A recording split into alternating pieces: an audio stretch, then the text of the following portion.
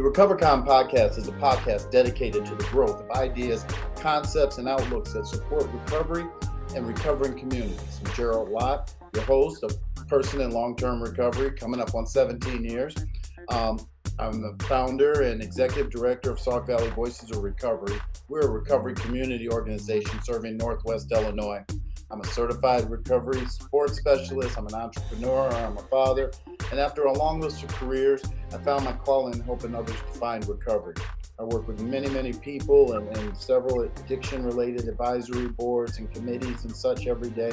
And my core belief is that people must make an effort to change their lives for recovery.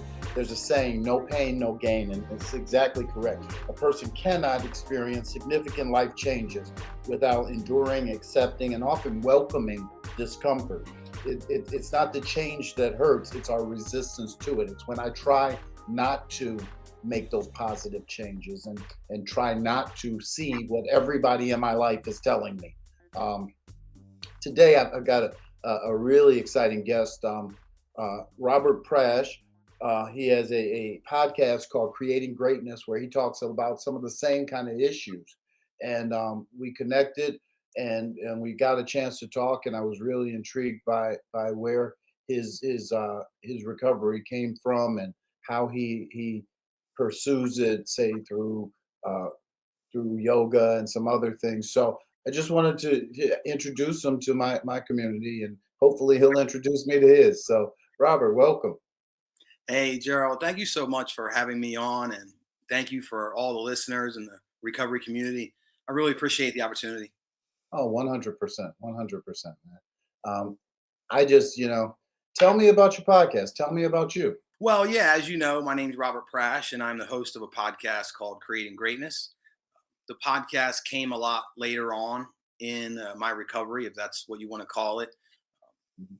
It really does center on getting better from the ground up, having lived the life that we all know, really perfected the art of crawling out of deep, dark holes and coming from absolutely nothing, from rock bottom to the top of the mountain. I mean, that's what it's all about. A lot of times, a lot of people that were in similar circumstances would have been happy to just achieve a life where they wake up and they're okay, or they wake up and they have a nice job, or they have a nice car, or they have a nice relationship.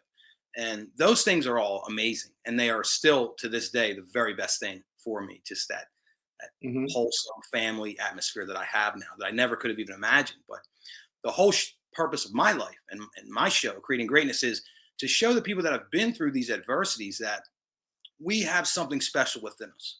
If we made it out, if we had the ability to claw and dig our way out of that deep, dark hole that we probably put ourselves in, but still the ability to come out and be on the flip side of that coin, living righteously to this day, you could do more. You could pursue more. You could exceed the expectations of yourself and the world because you have something special. And that's what I like to tap into on the podcast. Absolutely, man. I often say that, I walked around with basically my brain turned off, right?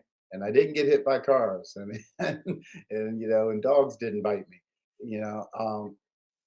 so when I do eventually take that impediment off of my brain, I don't walk through the streets high or drunk. It's amazing what can be accomplished. Just from that simple one thing, right? Right. Just the absence of being high or drunk puts me in a position to do a lot better. Now, it doesn't mean that I'm perfect. In fact, I'm far from it. Right? Still got a lot of stuff. But it's not stuff that's killing me like that, like the drinking and drugging. Well, I think that it begins to be a process, because when you're under the influence of alcohol and drugs and promiscuous behavior and all the different vices, gambling, and all the influences of the crowd that is attached to, you are unable to function in society. You're unable to maneuver your life. You're unable to effectively manage your life, whether it's just your emotions, your actions, your finances, your family and relationships. It's all pretty much on zero at the point where you're under the influence all the time. When you are able to cultivate the strength and willpower to eradicate that substance from your life, or those behaviors or attitudes or actions, you'll get to an even keel where you're able to not get hit by cars, not get bit by dogs, not end up in jail, or not end up in life-threatening situations or severe degrading situations. But what you'll realize is that, oh wow, I still have a whole heck of a lot of work to do, don't I?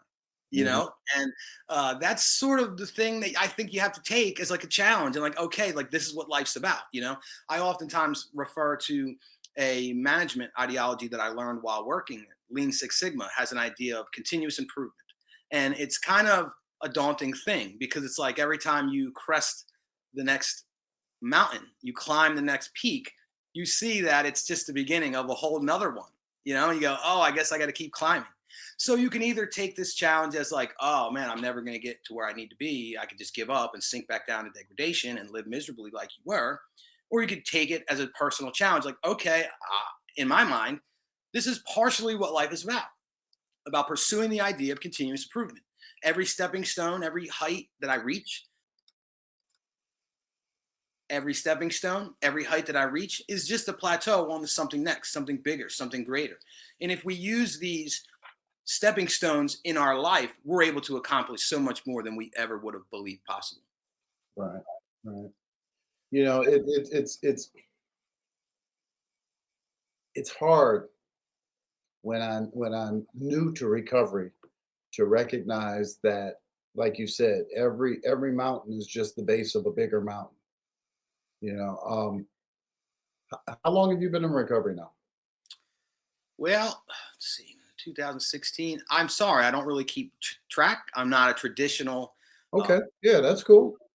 I quit drugs on the inside in 2016 because, as people who live the lifestyle know, it's all readily available. Right, But I made that conscious decision knowing that if I wasn't able to abstain in there, then I didn't have a chance on the street. So right. 2016 was the last time that I Okay, used it. and so what's that? 9 years or so. Um, you're an old timer. You know what I mean? You're an old timer. Most of the people out there, they get it. They get 30 days. They get 60 days. They get a year, and they can't do it. And so to somebody in that position, sometimes I think when we talk about how it's this lifelong quest to improve, it just looks so big and so scary, you know. And I know that there are times when I'm sitting in a meeting. My path is 12 step, and I'll be sitting in a meeting, and a newcomer will hear me with 17 years saying I'm struggling with something, probably something relatively easy too. Yes. Can't figure out how to balance my checkbook, or the huge. And I see them looking at me like, you're supposed to have all that figured out, you know and I don't.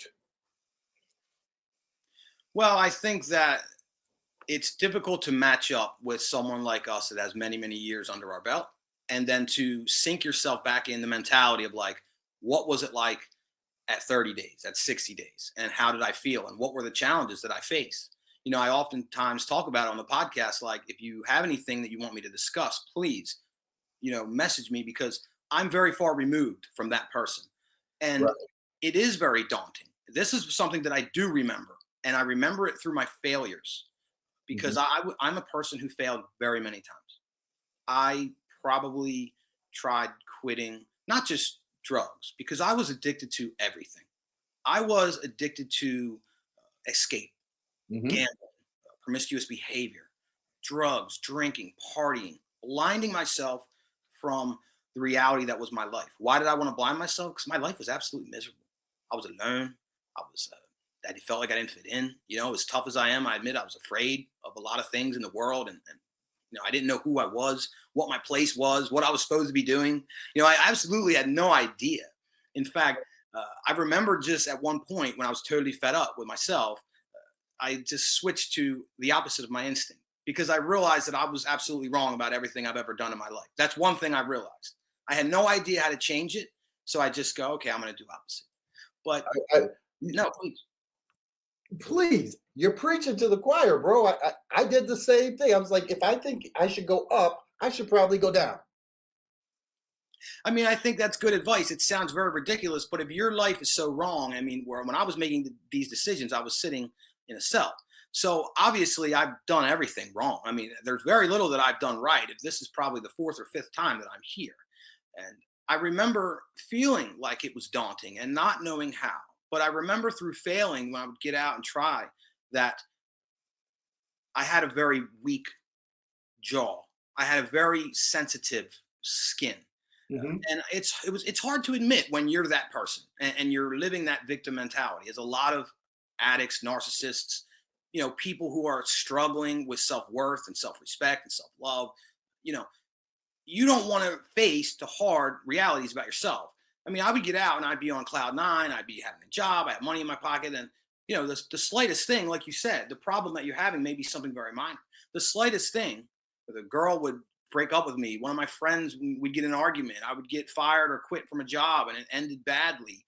I would go down for the count, like a glass jaw, man, down for the count. So instead of facing this adversity, facing these challenges, because when you start to change your life, it doesn't really get better right away. I mean, it does. You're not sick, you're not incarcerated, you're not looking over your shoulder because you've done so many people dirty, where you're not, those things get better. But you're going to face some very severe challenges. And the reason for that is because you've been denying it your whole life. You've been running away from all these things that you need to face and all these challenges that you need to overcome to be who God meant you to be. But if you're not facing any of that stuff while you're not facing any of that stuff in the arms of a stranger, so you have to develop very thick skin. The world's going to hurt you. The world's going to attack you, especially if you're an ex-con or an ex-addict.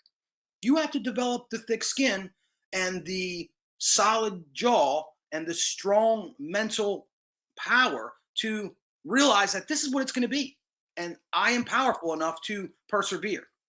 And once you start making through a few small, you're going to feel the confidence grow. You're going to feel your self-worth grow. And you're going to know, okay, yeah, I could do this. But if you continue to spiral down into degradation every time the world throws you a shot, you're never going to win. I mean, you're just saying, and I'm going to here to tell you as well, with 9 years, man, I get gut shots all the time from life. And Daily. times because I'm still dealing with the same person who was the addict. I'm not changed on a fundamental level, other than the tools that I have with breath work and meditation, yoga, and all the different things that you mentioned, my diet. I've made all these connections, but I still go through severe fluctuations of the mind, whether it's like super negative, like you're a loser, negative self-talk, or old vices, not narcotics, but different things, overeating and drinking too much caffeine and things like that, popping back up, and I'm battling these wars with these things that you would think, how are you battling with caffeine and all this stuff when you quit doing all this other thing? It is hard, and it's a lifelong process, but you got to develop the thick skin and you got to get tough about it. The interesting thing, man, is I don't know that I'm addicted to drugs. All right. I'm addicted to dopamine. I'm addicted to positive feelings. I'm addicted to feeling good. I'm addicted to not feeling bad. And so it's really, I can find myself getting lost in uh, shopping. I can find myself getting lost in video gaming. I can find myself getting lost in people, you know? I was thinking while you were talking, I made a decision to start. I better turn the label away. I made a decision to start drinking water. I said, for Lent, I'm not terribly religious, but I said for Lent, I'm going to give up pop, right? And so, like, I am like so proud of myself for drinking water and not having had any pop. And I told my kid, my daughter about it, and I'm like, I haven't had any water in 30 days, and she's like, so, or I haven't had any pop in 30 days. She's like, so, whatever. But to me, I think it's like the greatest achievement. Where's the parade, right? Has the newspaper been notified? I've disciplined myself, Yes. So this is the stuff. I attend an AA meeting, and 14, 15 people around the table. We'll have an average, we'll have like 400, 500 years of sobriety. It's just really a lot of old timers. We got a guy that's like 53 years sober. Awesome. And a lot of times the conversation in that meeting, I kind of consider it to be like 12 step 2.0, because we're like, it sounds like you're in a Doctor Who episode, I'm stuck at the crux of fear and entanglement, and it gets real deep. And a lot of times newcomers come to that meeting and they kind of look side eye like, what are these guys talking? Why aren't they telling war stories? Why aren't they crying about getting their license back? Why are they laughing at these problems? You know? Um, I don't know. I guess that's just long-term recovery. It's realizing that you're always going to be kind of broken. Well, I think that, hold on, let me write that down. 'Cause I would like to comment on that.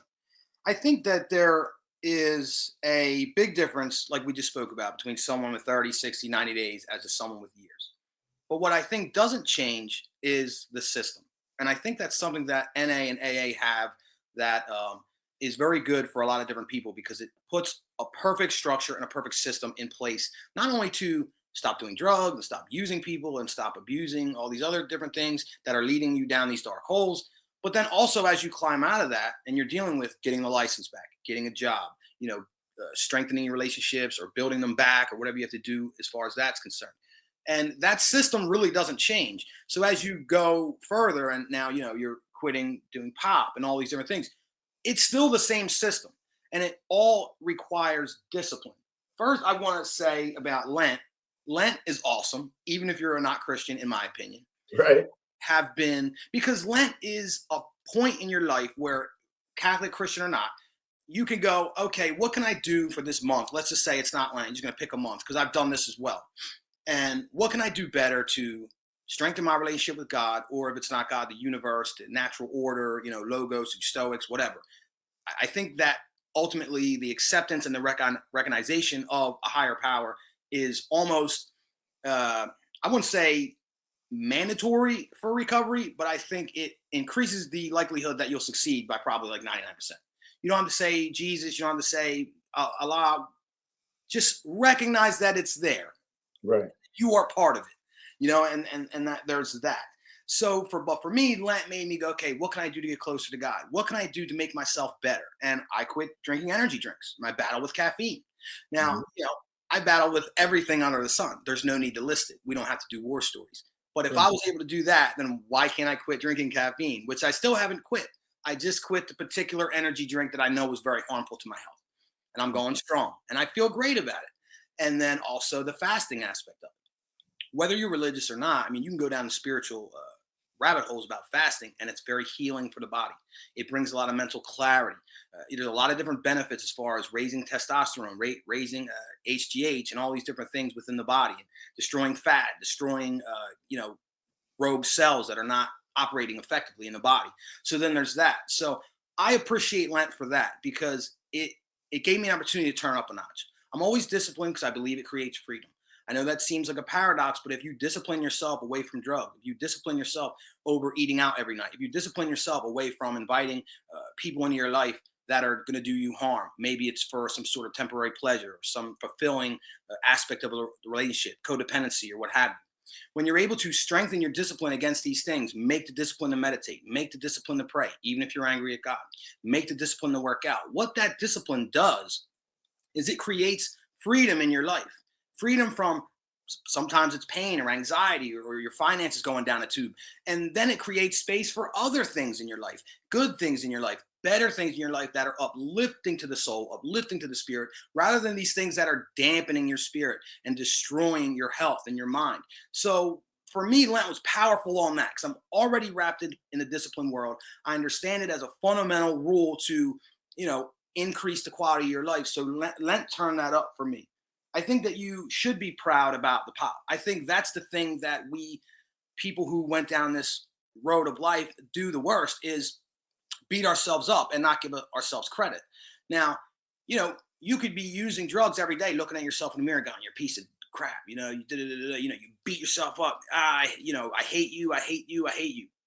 not knowing that this is really counterproductive to doing what you do, because as long as you don't love yourself, then you're going to continue filling your body with poison. But you don't care. You just don't care. So we have to walk that fine line of like, okay, when do I need that Dave Goggins coach in my head going, get up, let's go? And when do I need to be kinder and gentler with myself? And then also when I make these small wins, if I'm damaging myself for a small failure, I drank a little caffeine, I smoked a cigarette, whatever the like, and you're a piece of garbage. Okay, if you're going to do that, then when you make a small win, you didn't smoke the cigarette, you didn't eat the ice cream, you didn't use the drug, you didn't answer the phone call from that person that you know you shouldn't be talking to.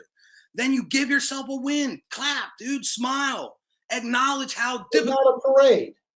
What's that? But not a parade. You got to celebrate your small wins, dude. Let me throw you another concept, man, because I think we talk the same language. So I learned years ago that throughout life I have agreements with the world, right? You and I could be completely separated from each other, not talk ever. And somebody asks us both, what does that red octagon thing at the end of this block mean? And we both say it means stop, right? Because we have an agreement with society as to what that means. And when you break agreements, there's consequences, right? You don't stop at that stop sign and you hit another car. You don't stop at that stop sign, you run a child over. You don't stop it. You know what I'm saying? Yes. I rarely break my agreements I have with society. I rarely break my agreements I have with you. But the closer that agreement gets to me, the harder it is to keep. And so I will break the agreement to drink water because I know I'll let me off the hook. You know, that's why I used to relapse.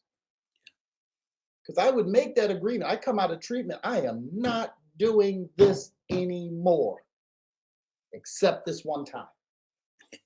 Ain't that the biggest lie we ever told ourselves? Right. One time. But if I made an agreement with you, if I said, "Hey, Robert, I'm not going to use until Saturday," and you said, "Okay, I won't either," I'll probably make it. You know, I'll probably, because that's an agreement between me and someone else. You know, and it's interesting. And so when I do things like this Lent thing, last month I said to myself, I'm going to try to do 50 push-ups a day. I didn't have to do them all at one time, but I was going to do 50 push-ups a day. I think I did 50 push-ups maybe 10 days. You know, I'm proud of that. I'm proud of it. I mean, you know, the rest of the days I did 30, I did 35, I did 20, you know, but it's those agreements that I make to better myself, and which ones am I going to hold? And interestingly, I've been able to hold the ones that I recognize are killing me. I have not used crack. I have not used alcohol. I quit smoking cigarettes cold turkey about 5 or 6 years ago, because I'm now learning how to hold those agreements with myself. Now, there's a beautiful leather jacket that I want, and I know I don't need it, and I know it's getting warm, and I am going to buy it. And I'm just telling you, no one has ever been dead because they bought a leather jacket. So I gotta do what I gotta do. But when it comes to the things like drinking, drugs, promiscuity, etc., that you talk about, absolutely. So I don't know. You got me on a tangent. What you're saying is actually very profound to me. And the first part of it, I don't have the answer to. It's something about human connection, because I am exactly the same. If I sit here and tell me to myself, I'm going to do this, I might do it. I probably will do it, but there's definitely a chance that I won't do it. Like if I wake up and I go, I'm going to record a podcast today for me, for my podcast, with just me speaking. I have notes. I have enough to put it. I'm going to do it. I could come around 10, 11 o'clock when I'm supposed to do it, and I just go, I don't feel like it. But if I make a podcast appointment with you, I'm going to do it. I'm definitely going to do it. And it's just like, you know, the science of you being in the gym and you're working out by yourself. But if you have a spotter going, come on, man, you can make it. You can do it. You can do 20, 30 pounds heavier. So it's a very interesting thing, and I think that you use it for your benefit. And that's what I wanted to talk about with self-knowledge. When you start doing this thing and you start learning who you really are, and then you start respecting that person and loving that person, you learn about it. And not all the things you can change, at least not right away. And that's why I did a lot of elimination when I first started walking this road of righteousness. I'm not going to go here. I'm not going to talk to this person. I'm not going to buy certain products and have them in my home, because I need filters of thought to run the tape before I go get a vice, or this person influences me in this way, or I'm driving through a neighborhood that I used to use in and I break. I need thought. So I need to separate myself from these things. But that comes through self-knowledge. And when you know yourself, you can find out where you are, decide if you want to change and how you're going to change. But also, if you can't get the power to change just yet, which is perfectly okay, maneuver around it, man. You know yourself. You know you're going to grab a sugary snack because it's on the shelf. Leave it in the store.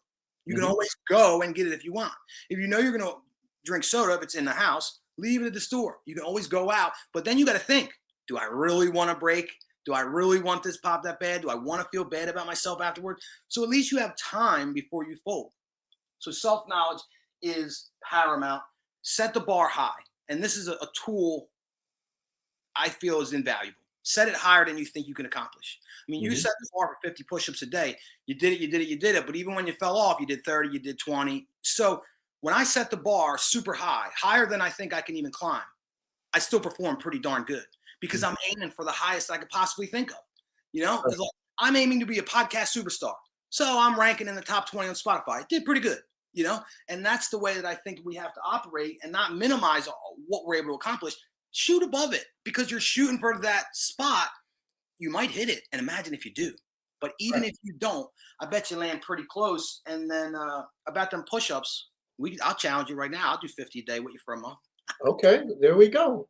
I'll do it. And I won't do it if you don't cooperate and check. Hey, you do them push-ups? I'll do it. You on, because I'll be honest with you. I enjoy doing them. Yeah.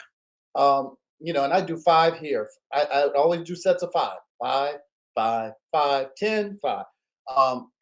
But it was definitely a matter of, because I was the only one in on the agreement, I let myself off. I'll tell you, this agreement thing ain't something I just made up, man. I have in my wallet, one side is my company debit cards and all that. Lots of money in there, right? And on the other side is my personal and joint with my wife. I never mess up the business side, because they'll put you in jail. Right. I cannot tell you the last time my wife and I's accounts were in good standing. They are just jacked up, right? But what's she gonna do? The closer that person gets to me, the more I know they're gonna let me off the hook. I don't know the government will let me off the hook. She'll let me off the hook. I'll let me off the hook. And it's just interesting. And the problem, how this all relates to recovery, is in the end, that new guy's decision not to pick up that drink is really an agreement between him and himself, him and God. And we sit around all the time saying, doesn't he know? Why is he doing that? Doesn't he know he's ruining his life? Yeah, he does. He does. So, anyway, my automatic light went off. I got to slide out of camera for a second. Well, I think while you're sliding out there, that these agreements that you're talking about between you and another human being, you've made something real. You've made a pact. There's energy in between it now. And we can email each other every couple of days. Check up, make sure we're up on it, and that's going to motivate us to do it, even though we barely know each other. But we're just 2 guys, and we go, all right, I'm going to do push-ups, man. We're going to do it. But also the universe or God or whoever, whatever you want to say, recognizes these agreements. And if we make agreements and we hold true to them, our lives are going to get a lot better. But here goes the thing. A lot of times when you make these agreements, there's going to be a monkey wrench thrown in you. It's like the test of the universe. It's going to go, okay, you're going straight. You didn't break. How about this? Wham. And for me, it's a lot of times like unexpected stress, unexpected pressure. Something happens out of the blue. And this is another one of those times where those guys fresh out the gate, they just fold. They go, oh, you know, mom's in the hospital, or my wife's arguing with me, or whatever. And then all of a sudden we're sinking down in a degradation and ruining our whole life again. When we just faced it head on, faced it sober, dealt with the difficult emotions, dealt with the difficult conversations, it would be a lot better in the end. And I also think about your wife and the accounts, very understandable, very relatable. My wife is very forgiving as well.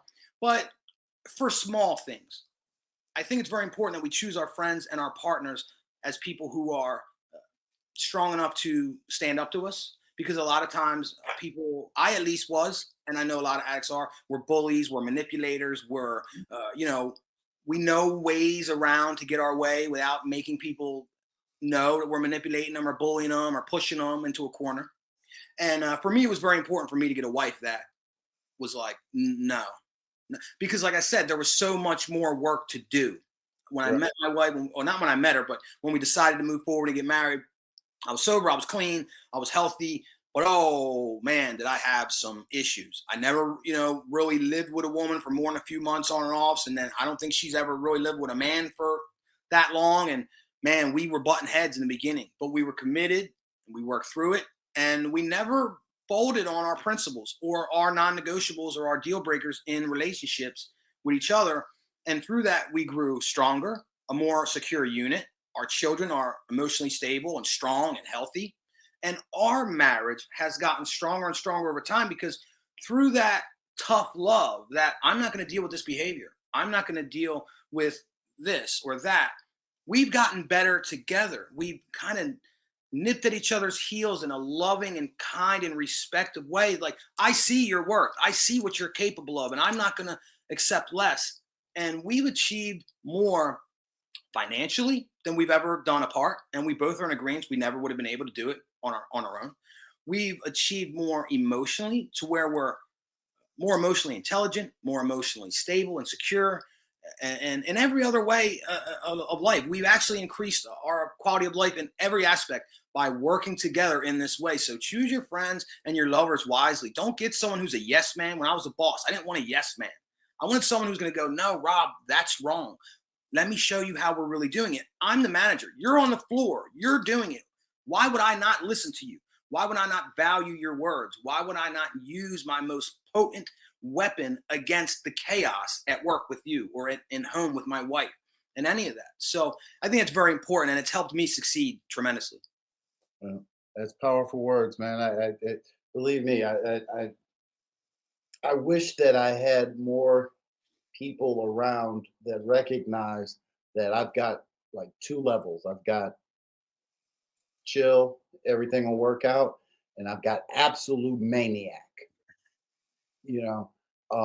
And part of my recovery, that I was talk about how like for life is a roller coaster, and when I'm too high, I celebrate, and when I'm too low, I commiserate. And so for me, I have to kind of stay on this kind of even keel where I'm not too excited, not too angry, I'm just right there, and it's a hard balancing act, and it does, throw a monkey wrench, like you said, into a lot of situations. But we are at the end of our time, so I'm gonna give you the last word and let you just do it, and then after I stop the recording, we're gonna exchange numbers so we can do this push-up challenge. Yeah, absolutely. And we'll have to keep. You're in Florida, right? Yes. What's Florida? What's their food? What are they known for? Key lime pie as a dessert. Okay. And Okay. it's awful a lot of places, but I never liked key lime pie till I came here and got it the right way. It's absolutely amazing. Okay, so here, let's do this. The 50 push-up challenge is a key lime pie versus a deep dish pizza. I got to send you the deep dish. If you fail, if you make it, I send you the deep dish. You send me the key lime pie. Oh, because you're in Chicago. I'm right outside Chicago. Yeah. All right. All right. So I'm giving you the last word, man. Take them home. Tell them about the podcast. Tell them about life. Well, real quick, let me just talk about the ups and downs you were talking about, because we need to embrace the downs, brother, and not just the ups. And when we are riding those highs, we got to recognize we're going to have that equal low and understand life consists of both. And when we go more high, whether it's a drugs or dopamine or social media scrolling or whatever like that, we have to understand that now we're taking that even part and we're making it lower than it's supposed to be. Mm-hmm. So we have to regulate our ups and regulate our downs, and understand that the bad is okay. The bad's there so we know the good. The bad there because it's teaching us something we need to do so that there'll be more good and help us be on that even keel more often. I'd like to say thank you to you and your listeners and the people in the background helping us out be successful in this endeavor. That's Ashley Odell, producer. Ashley Odell. Very awesome. I appreciate all the hard work she's putting in the background. I appreciate you for having me. I appreciate the listeners. You can hit me up, King of Comebacks with 2 Ks at the end, on all social media outlets, or Creating Greatness Podcast. Comes out first on Spotify, and you also get it with the clips in its rawest form. And if you want to talk to me, want to talk about problems, want me on your podcast, you want to be on my podcast, they got the email flashing across the bottom of the screen, Creating Greatness Podcast at Gmail, all lowercase. And I love you guys. Thank you so much. Right. Well, that's our show, guys. I again, I always love meeting new people and talking recovery, and Robert Prasch has been a absolute joy to talk to. I have listened to the podcast. It's great. Please check it out, and hopefully this is the beginning of a long friendship, sir. So let's stay in touch. So until next time, guys. If you're struggling, you don't have to struggle alone. There's people out there. There's people at my organization, Sauk Valley Voices of Recovery. You can go to our website, svvor.org. You can call us, 779-707-0151. If you can't reach us, or if you're not in our part of the country, reach out to somebody, your local police department, your local hospital, your local AA or NA. Just because you walk into a meeting doesn't mean you have to stay there forever. It can just be a jump off point. Check into the podcast. I guarantee you, if you sent Robert an email and said, hey, I'm struggling, I need some help, he'd be right there to reach out. So you are not in this alone. You're not in this alone. So until next time, take care of yourselves.